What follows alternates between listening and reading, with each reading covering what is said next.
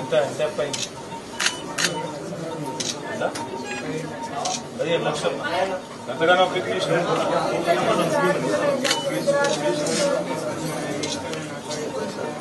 ఎప్పటి నుంచి నడుపుతున్నావు ఆటో? 6 ఏళ్ళ. ఎంత వస్తుంది ఇది వరకు? ఇప్పుడు ఎంత వస్తుంది?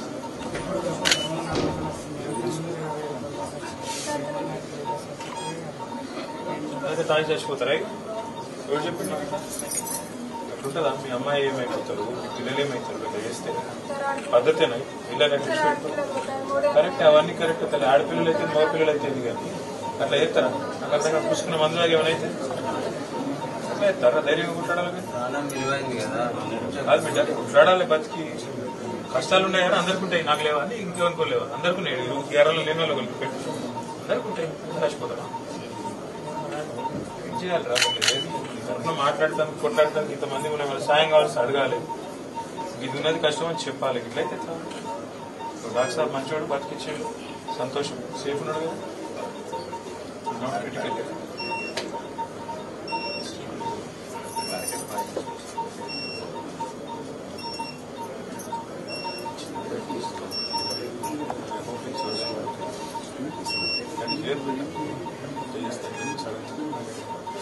ధైర్యం చెప్పి కోరికే వచ్చినా ప్లస్ మీలాగా లక్షల మంది ఉన్నారు ఆటోలు నడుపుకుంటారు.